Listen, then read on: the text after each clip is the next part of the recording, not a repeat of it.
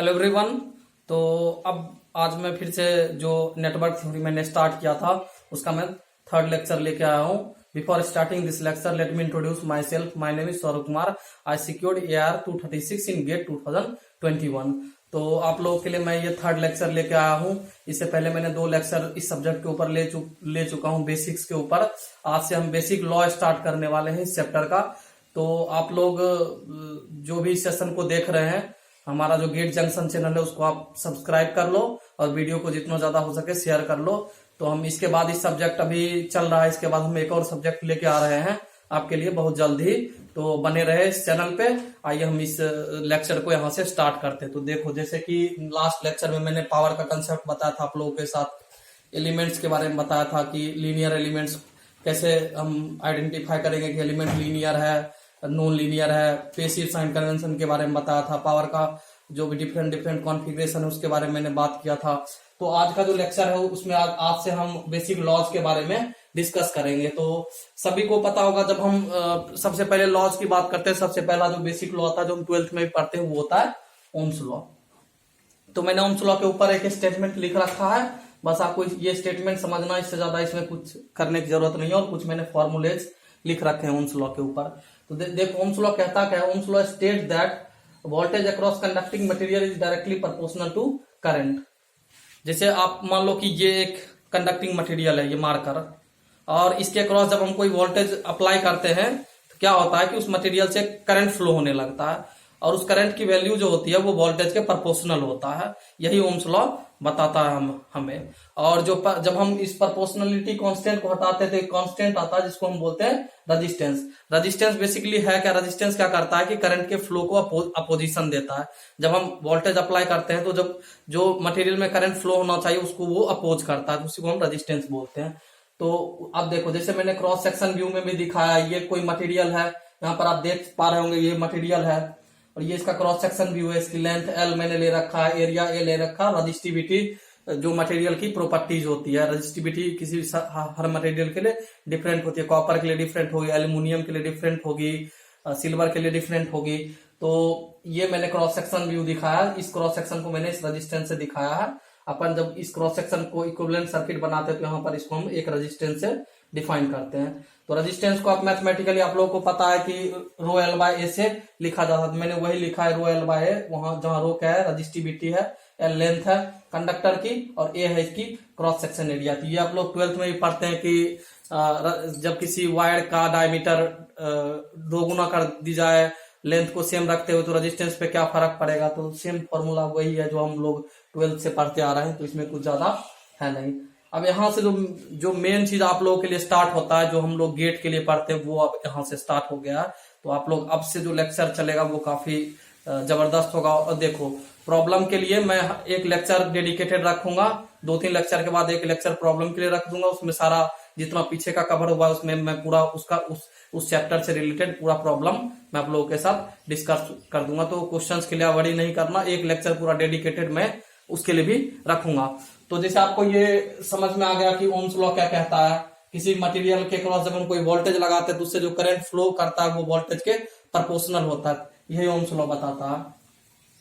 उसके बाद ohms resistance के इक्विवेलेंट एक और पैरामीटर हम लोग डिफाइन करते हैं जिसको हम बोलते हैं कंडक्टेंस, जिसको हम G से रिप्रेजेंट करते हैं। G क्या होता है? G होता है 1/R, जिसको हम A by रो L लिख सकते हैं। अब देखो, ये G भी आपको पता है, इसका यूनिट ओम होता है, उसका यूनिट इसके अपोजिट मोह होता है। तो आप ये दोनों चीज याद रखना, आपको आगे यूज होने वाला है। उसके बाद देखो रजिस्टर्स के टाइप, आप लोगों ने इतना ही पढ़ा होगा कि रजिस्टर्स क्या होता है। रजिस्टर्स के 2 टाइप्स होते हैं जो हम लोगों को पढ़ना है। एक तो होता है लीनियर रजिस्टर, एक होता है non linear resistor. Linear resistor किसको बोलते हैं? Linear resistor those who obey Ohm's law. Linear resistors ऐसे रजिस्टर्स होते हैं जो ओम्स लॉ को फॉलो करते हैं, मतलब V प्रोपोर्शनल टू I को फॉलो करते हैं, उसको हम बोलते हैं लीनियर रजिस्टर। मैंने यहाँ पर लिख रखा, देखो V proportional to I, V equal to IR। यहाँ पर मैंने ग्राफ बना रखा है V और I के बीच में, और ये जो स्ट्रेट लाइन दिखा रहा है, स्ट्रेट लाइन का जो स्लोप है, स्ट्रेट लाइन का जो भी स्लोप आपके लिए आएगा बनके, वही क्या कहता है, उसी को हम रेजिस्टेंस बोलते हैं। यहाँ पे स्लोप क्या होगा? स्लोप होगा delta V by delta I। Voltage में स्मॉल चेंज और करंट में स्मॉल चेंज के रेशियो को हम रेजिस्टेंस बोलते हैं, वही यहाँ पर ये स्लोप हो गया। तो रेजिस्टेंस 2 टाइप्स के होते हैं, एक तो नॉन लीनियर रेजिस्टेंस एक लीनियर रजिस्टर। तो अभी मैंने लीनियर रजिस्टर के बारे में बताया कि इसमें ये लीनियर रजिस्टर्स ऐसे रजिस्टर होते हैं जो ओम्स लॉ को फॉलो करते हैं, जिनका ग्राफ करंट और वोल्टेज के बीच का जो ग्राफ होता है वो स्ट्रेट लाइन को फॉलो करता है। अब नेक्स्ट टॉपिक इसमें नॉन लीनियर रजिस्टेंस के बारे में आपको बताता हूं। आप लोग यहां तक वीडियो को पॉज करके लिख लेना जो भी मैंने अभी बताया है। अब हम इसमें नेक्स्ट टॉपिक जो है वो डिस्कस करते हैं।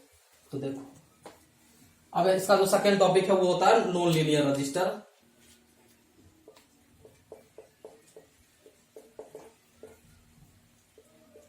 अभी से यहां से अब मेन गेम स्टार्ट हो गया नेटवर्क थ्योरी का, तो आप लोग यहां से थोड़ा सिंसियर हो जाए।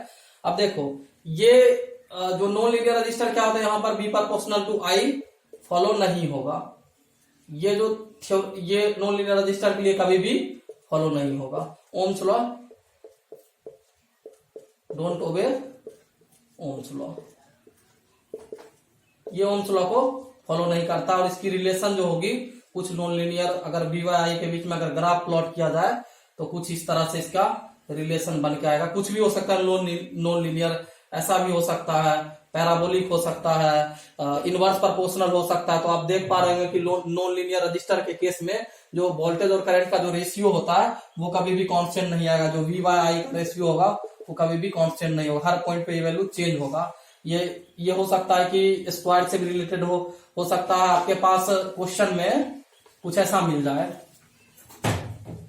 ये देखो, मैं ऐसे एक पैराबोला बनाता हूं आपके लिए। यहाँ पर ये V है और ये I है, तो यहाँ पर इस तरह के रिलेशन आपको देखने को मिल सकते हैं। इसको नॉन लीनियर रजिस्टर बोलते हैं। हो सकता है आपको जो V होगा वो I स्क्वायर R के जैसा हो, या हो सकता है V की जो वैल्यू होगी वो I पावर क्यूब R होगा। तो ये इस तरह के जो रजिस्टर्स आपको दिखेंगे इक्वेशन, आप समझ जाना कि ये नॉन लीनियर रजिस्टर का केस है। कभी भी सर्किट में आपको रेजिस्टेंस लगा के देगा और उसके टर्मिनल पे वोल्टेज और करंट का रिलेशन दिया रहेगा, तो वो रिलेशन आपको देखने को मिलेगा कि वो कांस्टेंट नहीं है। तो वहां पर आप समझ जाना कि ये नॉन लीनियर रजिस्टर की बात कर रहा है। यहाँ पर डायरेक्ट हम V equal to I R नहीं लिख सकते, ओम्स लॉ कभी नहीं लगेगा। इसीलिए वहां पर आप हमेशा देखना कि उस टर्मिनल के क्रॉस हमेशा वोल्टेज और करंट का रिलेशन दिया रहेगा, ना कि रेजिस्टेंस की वैल्यू दी रहेगी, क्योंकि उस केस में आप रेजिस्टेंस डिफाइन ही नहीं कर सकते, वी वाई रेशियो डिफाइन नहीं होगा। तो उस केस में क्या होगा कि आपको V और I के बीच का रिलेशन हमेशा आपको दिया रहेगा। तो आपको आई होप ये रेजिस्टेंस का जो 2 टाइप्स था वो समझ में आ गया। ये टाइप्स आपने शायद अभी नहीं पढ़ा होगा, या हो सकता है आपने पढ़ लिया होगा लेकिन 12th लेवल में नहीं है, ये हमारे बीटेक के लेवल में आ जाता है। तो मैंने आपके साथ दोनों टाइप डिस्कस कर दिया। अब देखते हैं नेक्स्ट टॉपिक इस चैप्टर में। अब हम बेसिक लॉज की तरफ मूव कर रहे हैं।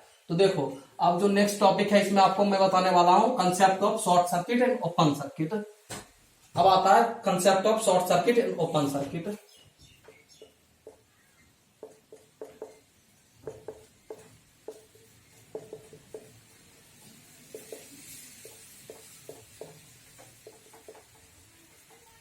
तो देखो, अब मैं concept of open circuit and short circuit बताता हूं।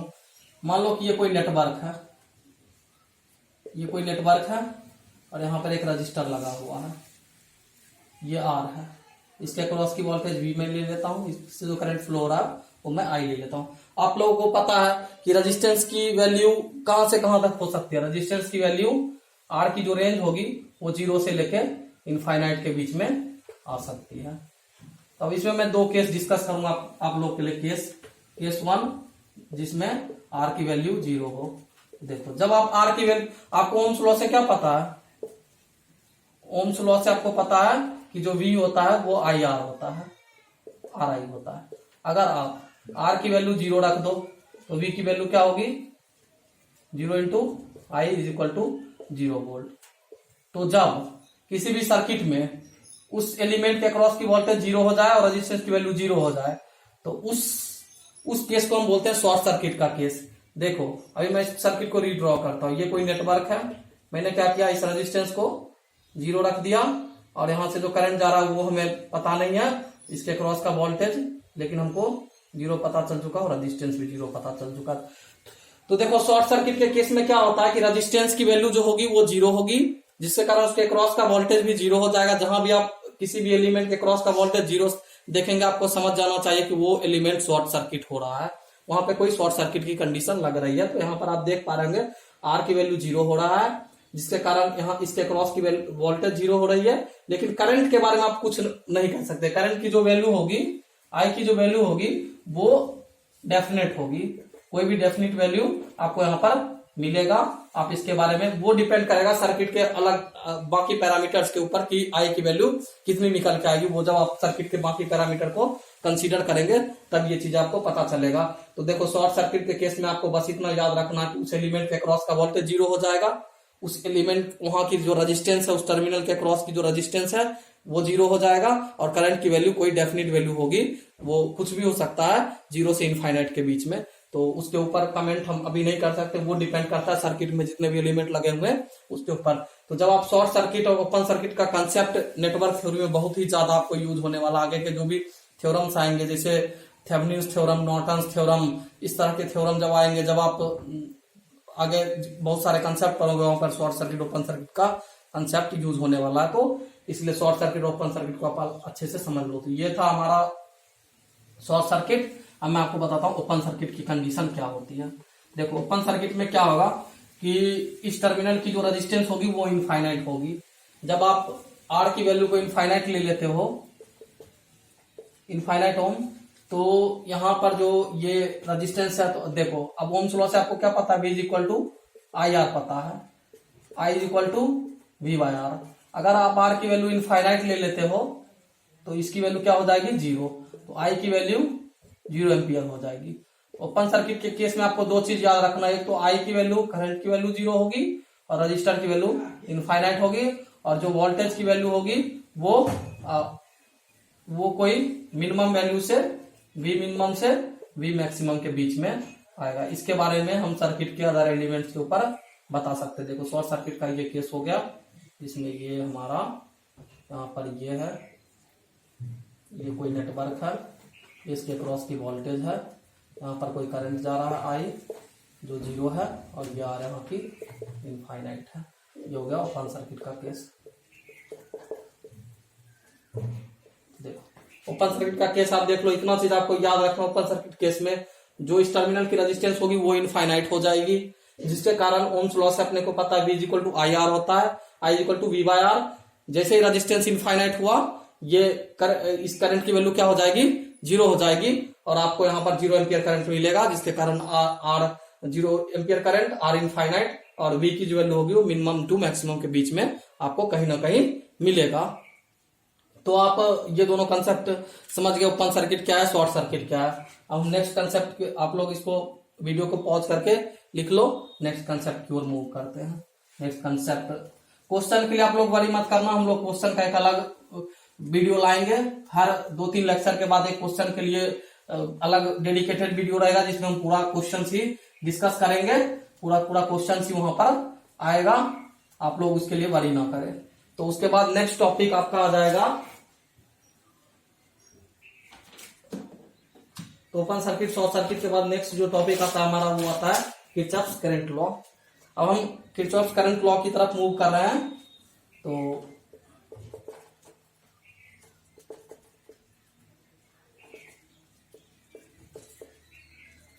देखो ये जो लॉ होता है, ये हमारा ये लॉ चार्ज कंजर्वेशन के ऊपर बेस्ड होता है। सर्किट में दो बेसिक लॉ है, एक तो किरचॉफ्स करंट लॉ जिसको हम केसीएल बोलते हैं, एक होता है किरचॉफ्स वोल्टेज लॉ जिसको हम केवीएल बोलते हैं। तो जो फर्स्ट लॉ होता है किरचॉफ्स करंट लॉ, ये कंजर्वेशन ऑफ चार्ज के ऊपर डिपेंड करता है। तो इसमें ये इसका जो स्टेटमेंट है वो सिंपली ये है कि सर्किट में चार्ज को ना ही जनरेट किया जा सकता है ना ही डिस्ट्रॉय किया जाता है। जितना भी चार्ज होगा सर्किट के अंदर वो कांस्टेंट होगा, उसका हमेशा जीरो आएगा। जितना चार्ज आप जनरेट करोगे सर्किट के अंदर उतना ही वो कंज्यूम भी हो जाएगा। तो ना ही आप बाहर से चार्ज ला सकते हो, ना ही आप बाहर चार्ज निकाल सकते हो। सर्किट के अंदर जितना रहेगा वो सारे कंजर्व रहेंगे। तो ये होता है किरचॉफ्स का बेसिक लॉ। तो केसीएल का जो मेन स्टेटमेंट है करंट से रिलेटेड वो ये होता है कि summation of I N is equal to 1 to capital N की जो वैल्यू होगी वो जीरो होगी। ये मैथमेटिकल एक्सप्रेशन है किरचॉफ्स करंट लॉ का।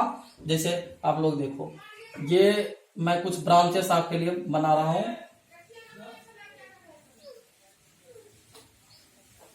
देखो यहाँ पे मानो ये करंट I1 इधर इंटर जा रहा है, कैसे भी आप देखो ये डायरेक्शन आपके ऊपर बेस्ड है। आप जैसे चाहो वैसे ले लो, इसमें कोई रूल नहीं है, आपको जैसे लेना है उस तरह से ले लो। तो देखो ये मैंने एक ब्रांच ले लिया है जिसमें 5 ब्रांच लिया, मैंने 5 ब्रांचेस लिए जिसमें सब में मैंने आपको करंट दिखा रखा है। तो अब देखो, अब यहां पर आपको एक चीज कंसीडर करना है कि अगर आप करंट जो नोड के इनसाइड जा रहा है, जो एक जंक्शन पॉइंट के टुवार्ड्स जा रहा है, उसको अगर आप पॉजिटिव लेते हो तो जो जंक्शन पॉइंट से बाहर की तरफ निकल रहा है उसको आपको निगेटिव लेना पड़ेगा। जैसे आप देखो ये जंक्शन पॉइंट है, ये जंक्शन पॉइंट है आपका। अभी अगर आपने इनसाइड करंट को मैंने लिया है, इनसाइड करंट को मैंने पॉजिटिव ले लिया है, ठीक है। तो आउटसाइड का जो करंट होगा उसको आपको निगेटिव लेना पड़ेगा। तो यहां पर आप अगर आप यहां पर केसीएल लगाते हो, केसीएल यही बोलता है कि जो भी इनसाइड करंट है उसको आप पॉजिटिव लिया तो आपको आउटसाइड की करंट निगेटिव लेनी पड़ेगी। तो क्या होगा, देखो I1 पॉजिटिव ले लो, उसके बाद ये करंट I4 भी पॉजिटिव ले लो, उसके बाद देखो बाकी करंट जितने भी आ रहे हैं सब बाहर की तरफ निकल रहे हैं। I2 बाहर की तरफ निगेटिव, I3 बाहर की तरफ, I5 बाहर की तरफ। ये जो होगा ये 0 के बराबर होगा। अब जब हम इसको थोड़ा रीअरेंज करते हो तो क्या निकल के आएगा, I1 plus I4 is equal to I2 plus I3 plus I5। तो ये देखो ये केसीएल का जो बेसिक लॉ है, इसमें बस केसीएल में आपको एक ही चीज ख्याल रखना है कि आपको अगर आपने इनसाइड करंट अगर पॉजिटिव लिया है तो आपको आउटसाइड की करंट निगेटिव लेनी पड़ेगी। उसी वाइस वर्सा भी आप कर सकते हो। अगर आपने आउटसाइड की करंट को पॉजिटिव लिया है जो किसी भी जंक्शन से जा रहा है तो आप अंदर की आने वाली करंट को आप निगेटिव ले सकते हो। तो इसमें कोई वो रिजिड कंडीशन नहीं है, यहाँ पर कोई रिजिड कंडीशन नहीं है, फ्लेक्सिबल है। आपके ऊपर डिपेंड करता है आप कैसे एज्यूम करते हो, आप ये पूरा एजम्पशन के ऊपर है। अगर आपने इनसाइड को पॉजिटिव लिया है तो आउटसाइड निगेटिव ले लो, आउटसाइड पॉजिटिव लिया है तो इनसाइड को नेगेटिव ले लो, बस इतना ही है इसमें। तो ये था किरचॉफ करंट लॉ। अब देखो केसीएल में कुछ इंपॉर्टेंट चीजें हैं जिसको मैं आपको अभी बताता हूं। तो उसके बाद एक ये केसीएल टू टाइप्स के सरफेस के एप्लीकेबल होता है। ये सिंपल सरफेस है और एक क्लोज सरफेस के लिए भी आप केसीएल लगाते हो। तो ये तो सिंपल सरफेस था, नॉर्मल सरफेस था। एक होता है क्लोज सरफेस। क्लोज सरफेस किसको बोलते हैं मैं वो भी आपको बताता हूँ। कभी कभी क्वेश्चन आपको दिखेंगे ना वो क्लोज सरफेस के ऊपर दिखेंगे, तो आपको उस समय भी केसीएल लगाना आना चाहिए। देखो मैं क्या करता हूँ, एक क्लोज सरफेस बना लेता हूँ। ये करंट सोर्स है, यहाँ पर एक रजिस्टर है, यहाँ पर एक करंट सोर्स है, यहाँ पर एक करंट सोर्स लगा देता हूँ, यहाँ पर एक रजिस्टर लगा देता हूँ, यहाँ पर एक करंट सोर्स, यहाँ पे एक रजिस्टर, यहाँ पे एक करंट सोर्स ऊपर की तरफ। मान लो ये I1 है, यहाँ से I2 आ रहा है, यहाँ से I3, यहाँ से इसको ऊपर की तरफ मान लो I4 और यहाँ पे ये नीचे ऊपर की तरफ I5 ये मान लिया। और मैंने यहाँ पर लगाया है एक रजिस्टर और एक रजिस्टर लगा के एक और करंट सोर्स लगा दो। तो देखो ये मैंने क्लोज सरफेस बना लिया। अब इस पर हमको केसीएल लगाना, तो हम क्या करेंगे कि ये पूरे सरफेस को आप एक नोड मान लो। ये पूरा प्लेनर स्ट्रक्चर है, इसको आप एक नोड मान लो। ये क्लोज सरफेस है। अब इसके ऊपर आपको इसको पूरा आप एक नोड कंसीडर करो। ये कोई एक जंक्शन पॉइंट मान लो और इस पे आप केसीएल लगाओ। देखो आपको इस यहाँ पर क्या करना है, जितने भी करंट इस सरफेस से अंदर आ रहे हैं या बाहर आ रहा है, अगर आप अंदर को पॉजिटिव लेते हो तो बाहर को आपको निगेटिव लेना पड़ेगा। आप बाहर को अगर पॉजिटिव लेते हो तो आपको अंदर की करंट को निगेटिव लेना पड़ेगा। तो देखो मैं क्या करता हूं, मैं एज्यूम करता हूं जो अंदर की करंट है उसको मैंने पॉजिटिव लिया, I1 आपने पॉजिटिव लिया। और देखो अंदर की तरफ कौन कौन सा जा रहा है, एक I4 जा रहा है और एक I5 जा रहा है। इसको अपने ये पूरा सरफेस है, आपको बस इसको ढक लेना, इसको पूरा सरफेस एज्यूम करना और ये नीचे जो एलिमेंट्स दिख रहे हैं इसी को बस केसीएल में कंसीडर करना है। तो मैंने लिया है ये सारे ऊपर की ओर जो करंट है उसको मैंने पॉजिटिव लिया, जो उस सरफेस की तरफ जा रहा है उसको मैंने पॉजिटिव लिया, जो सरफेस से नीचे आ रहा है उसको मैंने निगेटिव लिया। यहाँ पर आप I2 को निगेटिव लिए हो, माइनस I3 लिए हो, ये हमारा 0 के इक्वल होगा। इसको अगर आप रीअरेंज करते हो I1 plus I4 plus I5 equal to I2 plus I3, ये देखो ये हो गया। इस सरफेस पे मैंने केसीएल लगाया है। तो दो तरह के केसीएल मैंने आपको बताया, एक सिंपल पॉइंट के ऊपर जो आपको दिख जाएंगे पॉइंट है।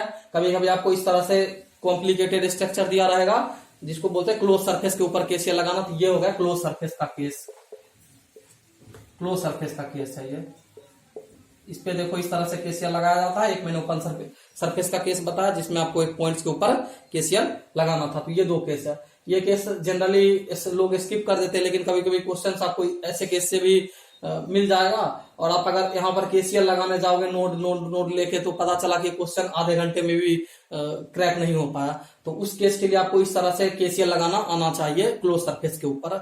तो आई होप आपको ये चीजें जो मैं बता रहा हूँ ये आपको आप समझ पा रहे हो। जब मैं क्वेश्चंस करवाऊंगा इसके ऊपर तो आपका ये टॉपिक और क्रिस्टल क्लियर हो जाएगा। तो आप इसको थोड़ा समझो। अगर आप एक बार में ना समझ पाए तो वीडियो को दोबारा देखो, रोक के आप एक बार देखो, आप थोड़ा स्लो करके देख लो, तो आपको ये एकदम क्लियर हो जाएगा ये टॉपिक। और आपका अगर एक बार बेस बन गया ना तो आप कोई भी क्वेश्चंस आपको कभी नहीं बनेगा। इसलिए थ्योरी कभी भी आप पढ़ते हो तो पहले थ्योरी के ऊपर फोकस करो कि थ्योरी में क्या कंटेंट है।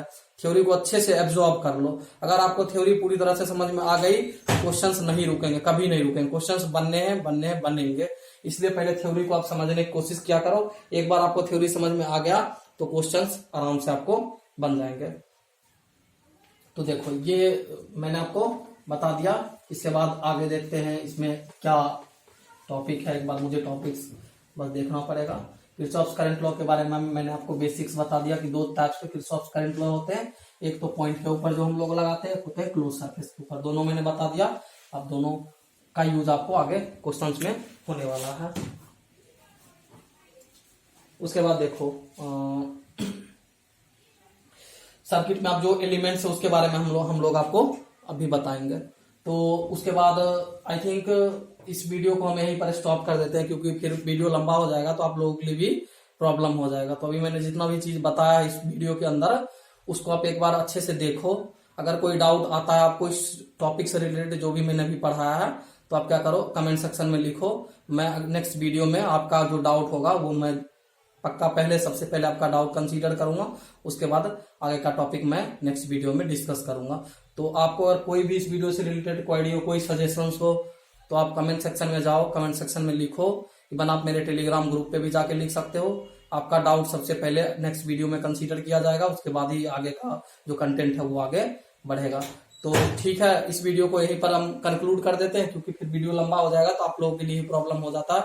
आप लोगों को छोटा वीडियो चाहिए। तो चलो ठीक है, बने रहो। नेक्स्ट वीडियो में मिलते हैं। आपका अगर कोई डाउट है तो कमेंट सेक्शन में लिखो। और इस गेट जंक्शन चैनल को सब्सक्राइब करो, वीडियो को शेयर करो फ्रेंड्स के साथ। जितने ज्यादा लोग देखेंगे उतना ही अच्छा होगा मेरे लिए, मेरा भी मोटिवेशन बना रहेगा।